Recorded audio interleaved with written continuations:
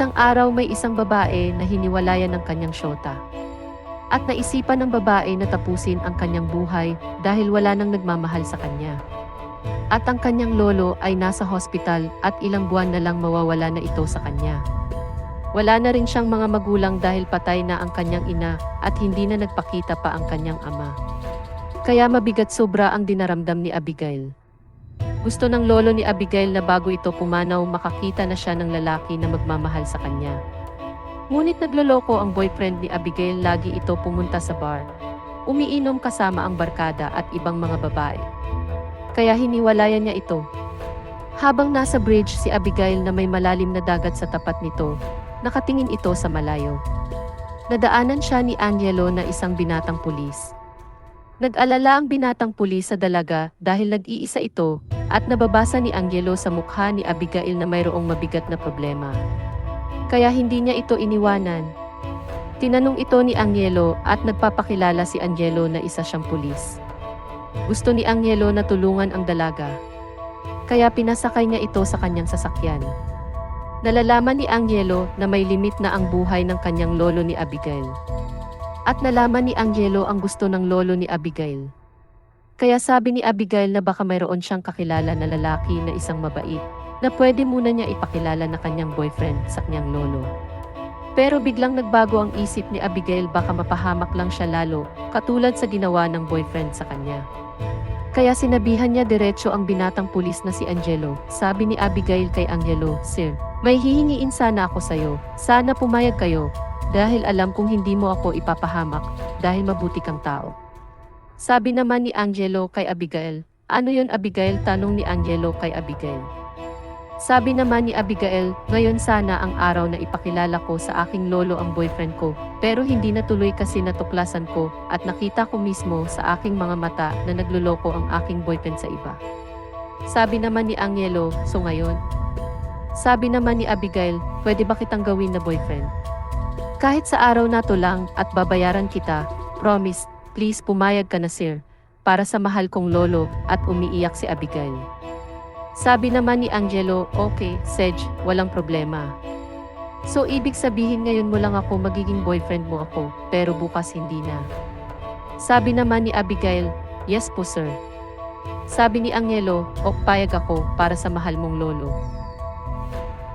Pumunta kaagad sila sa hospital, at doon sa hospital masaya ang lolo ni Abigail na makita ang kanyang apo na mayroon ng lalaki na magmamahal nito bago siya pumanaw sa mundo. Sabi sa lolo ni Abigail kay Angelo, "Angelo, maipangako mo ba sa akin na mamahalin mo buong buhay ang aking apo na si Abigail?" Hindi makasagot kaagad si Angelo at kanya sinabi sa lolo ni Abigail na, "Opo, lolo, patuloy ko siyang protektahan at ererespeto." Sabi ni Angelo, "Mas mabuti, pero mamahalin mo ba siya? Kaya mo bang mahalin siya buong buhay mo?" Sabi naman ni Angelo, "Oh, opo lolo. Huwag mo siyang pababayaan, Angelo, dahil mahal ko ang aking apo." Ilang sandali nagpapaalam muna ang dalawa na lalabas saglit para kumakain. Pumunta sila sa isang restaurant. Nagpapasalamat ang dalaga kay Angelo at binayaran ito ng ilang libo dahil sa kanyang pagpapanggap na boyfriend sa lolo nito. Pero hindi tinanggap ito ni Angelo. Sabi ni Angelo, ang kanyang ginawa ay isang pagtulong sa nangangailangan.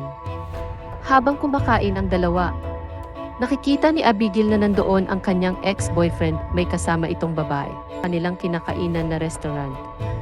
Habang sila ay kumakain, ilang minuto lang, nakikita sila ni Norman na ex-boyfriend ni Abigail, at nagagalit na nakikita si Abigail na kasama si Angelo. Sabi sa ex ni Abigail na si Norman, "Ang bilis mo naman makahuli ng ibang lalaki, kaya pala mo ako iniwan dahil sa lalaking yan, mababang lipad na babae." Biglang tumayo si Angelo dahil tinawag si Abigail na mababang lipad na babae at sinigawan pa siya nito. Sabi ni Norman kay Angelo, "Hoy, lalaki girlfriend ko yan." At susuntukin sana siya ni Norman, ngunit mabilis ito, nakaiwas si Angelo at baliktad ang resulta dahil mga kamay ni Norman ang nalagyan ng posas kaagad ni Angelo. Sabi ni Angelo sa kanya, "Kung girlfriend mo siya, di sana kasama mo dapat siya ngayon. At ang pagtawag mo sa kanya, babae na mababa ang lipad, Harapin mo sa korte yon at doon ka magpaliwanag. Sabi ni Norman sa kay Angelo, pulis ka pala, ang yabang mo.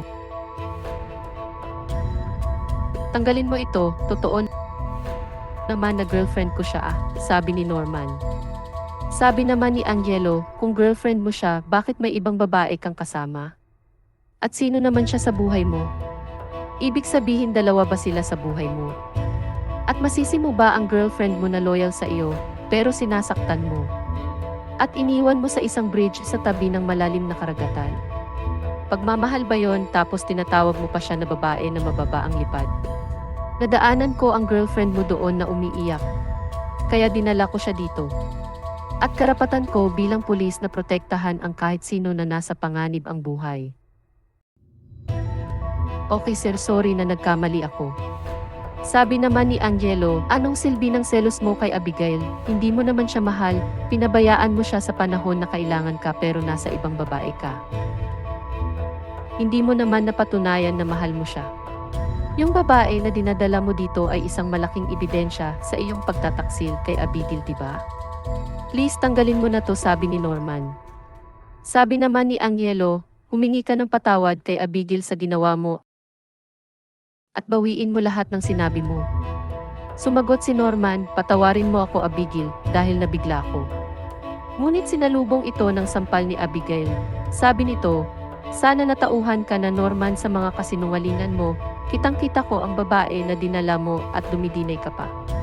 Sagot naman ni Norman, pangako, hindi ko na kayo guguluhin pa, patawad Abigail. At ang ginawa ni Angelo, tinanggalan ito ng posas si Norman. Sabi ni Angelo, wag mo na itong ulitin Norman. Kasi pag inuulit mo pa, kulungan ang bagsak mo.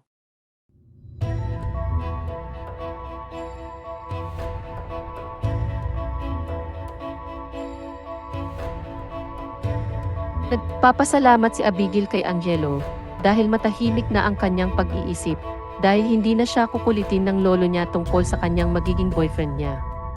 At muli itong bumalik sa hospital si Abigail, hinatid siya ni Angelo. Samantalang si Angelo ay bumalik ito sa trabaho. Paglipas ng ilang araw bumalik si Angelo sa hospital, binisita ni Angelo si Abigail at ang lolo nito. Naabutan niya na nakatulog si Abigail. Nilagyan ito ng kumot. Nagdadala siya ng pagkain. Nang magising si Abigail, nagulat ito na nandoon na si Angelo. Sabi ng lolo ng Abigail, maraming salamat Angelo, apo ko na bumalik ka. Sabi naman ni Angelo, opo lolo, para bisitahin kayo ni Abigail. Ang bait naman ng magiging asawa ng apo ko. Tapos sinabihan niya si Abigail, honey, mayroon akong pagkain na dala para sa inyo. Biglang lumalaki ang mga mata ni Abigail sa pagtawag niya na honey ni Angelo. Tapos tumawa itong tumalikod.